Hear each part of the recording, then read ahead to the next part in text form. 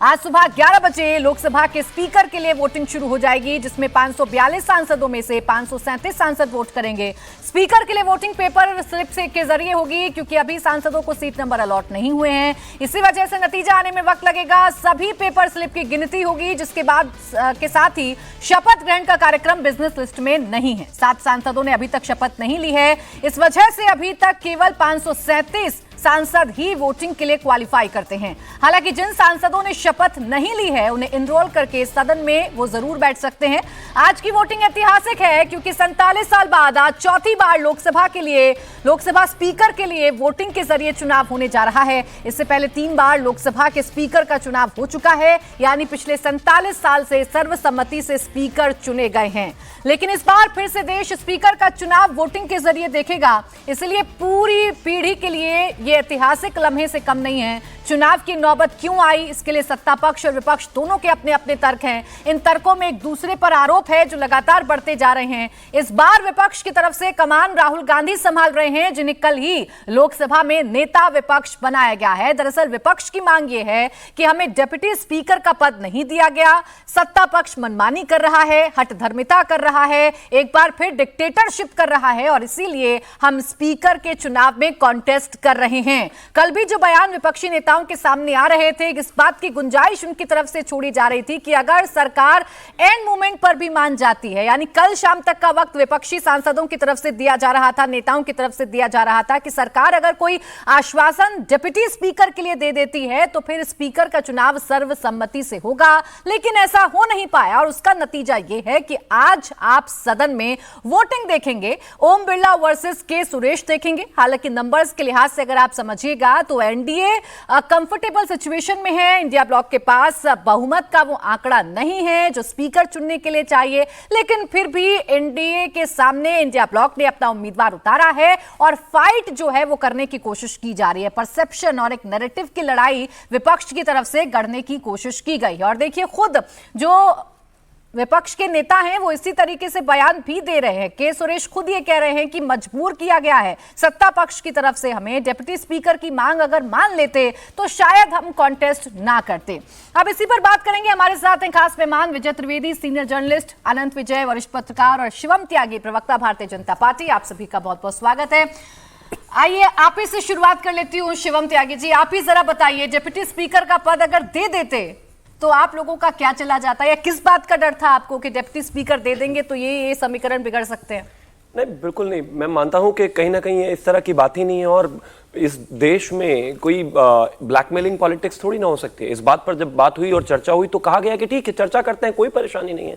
Speaker पद पर जब आम सहमति बनेगी, उसके बाद जब डिप्टी स्पीकर होगा तो वहां पर भी बैठकर चर्चा की जाएगी। वहां पर राजनाथ जी थे, वहां पर गृह मंत्री जी थे, वहां पर तमाम भारतीय जनता पार्टी और एनडीए के लीडर्स थे। मैं ऐसा मानता हूं कि यहाँ कोई एक प्रेशर पॉलिटिक्स की आवश्यकता नहीं है। लोकतांत्रिक ढांचे में ठीक है, बैठिए, बात कीजिए, चर्चा कीजिए, आपको विश्वास होना चाहिए, भरोसा होना चाहिए। लेकिन कहीं ना कहीं पहले ही दिन से जब एक डिसरप्शन का माहौल बनाना हो, एक हीरोइक छवि पोर्ट्रे करने की कोशिश हो, तो मैं मानता हूं कि इस तरह के स्टंट्स आपको आगे भी पुल आउट करने की कोशिश जो है लगातार दिखाई देगी। आइए, ठीक है, बहुत अच्छी बात है, आप दो हाथ करने के लिए तैयार है। मैं तो कहता हूं और भी बेहतर स्थिति होती कि किसी खानदान के व्यक्ति को या फिर अंदर के व्यक्ति को, हार के लिए सुरेश जी को क्यों चुना गया?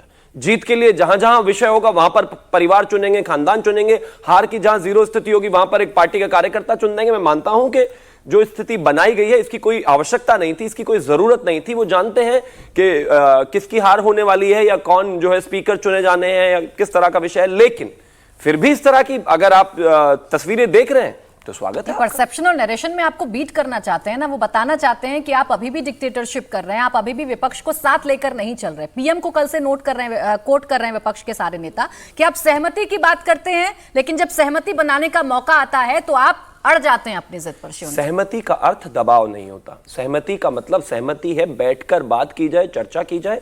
लेकिन अगर कोई एक पक्ष दबाव बनाकर सहमति कराना चाहता है तो माफ कीजिए, वो एक बेहतर लोकतंत्र की तस्वीर नहीं है। मैं मानता हूं कि अगर सहमति करनी थी तो बात करते, आराम से बैठकर चीजों को करते।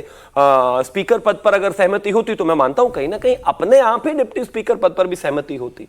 हमने बात करने की कोशिश की, राजनाथ जी ने बात करने की कोशिश की, खड़गे जी से बात की, उसके बाद 3 फोन किए, तमाम तरह की वो चीजें चीजें कही, लेकिन बावजूद उसके जो है अगर आप इस तरह की तस्वीर जो है देश के सामने लाना चाहते हैं तो लाइए। और जहां तक मैं मानता हूं कि तानाशाही वाला विषय है, लोकतंत्र में जिस तरह की स्थिति कांग्रेस की रही है तानाशाही को लेकर, जिस तरीके से जो है संविधान अमेंडमेंट से लेकर और आर्टिकल 356 का बेजा इस्तेमाल हुआ है, और जिस तरीके से स्थितियां रही है, देश अच्छे तरीके से जानता है, इतिहास कोई बहुत ज्यादा दूर है नहीं, इस देश को सब पता है। हां, वो अगर चाहते हैं कि 99 लाने के बाद एक चुनी हुई सरकार को, चुने हुए गठबंधन को, चुने हुए प्रधानमंत्री को ब्लैकमेल कर ले जाएंगे, वैसा संभव नहीं है। क्या समझ में आपको विजय जी आता है, ये जो फाइट हो रही है इसके पीछे का कारण क्या है? जब हारते हैं इंडिया ब्लॉक के जो नेता हैं जिन्हें उतारा गया है, जो कैंडिडेट हैं, फिर भी क्यों उन्हें उतारा गया? देखिए, एक तो ये समझने की ज़रूरत है कि अभी इलेक्शन के बाद पहला सेशन हो रहा है। अभी दोनों दलों में एक बड़ा थॉट प्रोसेस में मंथन चल रहा है। उसमें ये है कि 99 कांग्रेस के पास और 233 उनके पास हैं, 234 उनके पास है। वो ये समझ रहे हैं कि ये बताना चाहते हैं कि हम अब कमज़ोर नहीं हैं। जो 2014 में रहा, 2019 में जैसे आपने चलाया वैसा नहीं होगा, अब हम कमज़ोर नहीं हैं। भारतीय जनता पार्टी 240 और 293 एनडीए के साथ में वो ये बताना चाहते हैं कि हम कमज़ोर नहीं हुए हैं, आप हमें कमज़ोर मत समझिए, हम उतने ही ताकतवर हैं। तो ये वाली परसेप्शन की लड़ाई यहाँ तक पहुँची है। बेहतर होता है कि एक अंडरस्टैंडिंग हो जाती दोनों के बीच में, और इसमें ज़्यादा जिम्मेदारी सरकार की होती है कि वो उसको पुल आउट करते कि भी कैसे सहमति बन सकती है, सर्वसम्मति से चुनाव किया जा सकता है।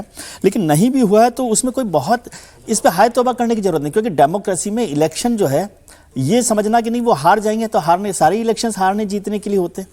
इलेक्शंस को डेमोक्रेसी के मजबूत करने के प्रोसेस के तौर पे देखना चाहिए। और कुछ लोग होते हैं जो अपनी विचारधारा के लिए या जो भी लड़ाई है उसके लिए लड़ रहे हैं, इसको नेगेटिव तरीके से मैं नहीं देखता।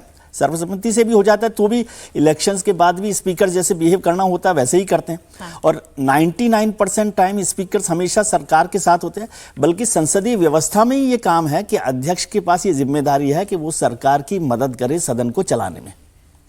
तो इसलिए कोई बहुत बड़ा फर्क नहीं हो रहा, और इलेक्शन लड़ रहे हैं तो साफ हो जाएगा कि इंडिया ब्लॉक की ताकत क्या है, एनडीए ब्लॉक की ताकत क्या है, दोनों का साफ हो जाएगा। हो सकता है इसमें कुछ कुनबे टूटने भी लगे रात तक, दोपहर तक वोटिंग जब होगी, अगर वोटिंग होती है तब। वैसे तो वॉइस वोट से भी चुनाव जीता जा सकता है, हारा जा सकता है, लेकिन मुझे नहीं लग रहा जब इंडिया ब्लॉक इलेक्शन पर आ गया है तो वो प्रेस करेगा कि डिवीजन हो, और वो अपनी स्थिति को मजबूत करके अपना टेस्ट भी होगा, अपना लिटमस टेस्ट भी होगा कि कौन किसके साथ है। जो मजबूती, जो संख्या थी चुनावों के बाद, वही संख्या बरकरार है या नहीं बरकरार है।